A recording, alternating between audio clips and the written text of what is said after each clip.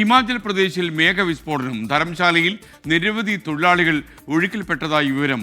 പലയിടത്തും നദികൾ കരകവിഞ്ഞ് ഒഴുകുകയാണ്. രക്ഷാപ്രവർത്തനം ആരംഭിച്ചു.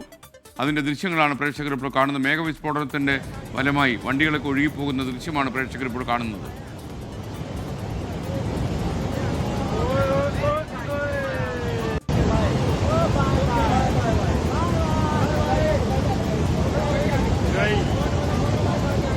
ഡൽഹിയിൽ നിന്ന് ആർ അച്യുതൻ ചേരുകയാണ്. അച്യുതൻ, വിവരങ്ങൾ. ഇന്ന് ഹിമാചൽ പ്രദേശിന്റെ പലയിടങ്ങളിലാണ് ഈ മേഘവിസ്ഫോടനം റിപ്പോർട്ട് ചെയ്തിരിക്കുന്നത്. ഇതിൽ നദികൾ, ഹിമാചൽ പ്രദേശിലെ പല നദികളും ഇപ്പോൾ കരകവിഞ്ഞൊഴുകുന്ന സ്ഥിതിയിലാണുള്ളത്. നിരവധി പേർ ഒഴുക്കിൽപ്പെട്ടതായി ഉള്ള വിവരങ്ങൾ കൂടി ലഭിക്കുന്നുണ്ട്. ഈ ധർമ്മശാലയിൽ നിരവധി തൊഴിലാളികളാണ് ഒഴുക്കിൽപ്പെട്ടത്.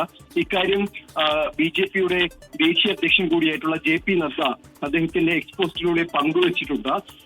ഈ ഒഴുക്കിൽപ്പെട്ട് മരിച്ചവരുടെ കുടുംബങ്ങൾക്ക് അനുശോചനം അറിയിക്കുന്നു എന്നും JP നദ്ദ എക്സ്പോസ്റ്റിൽ പറയുന്നു.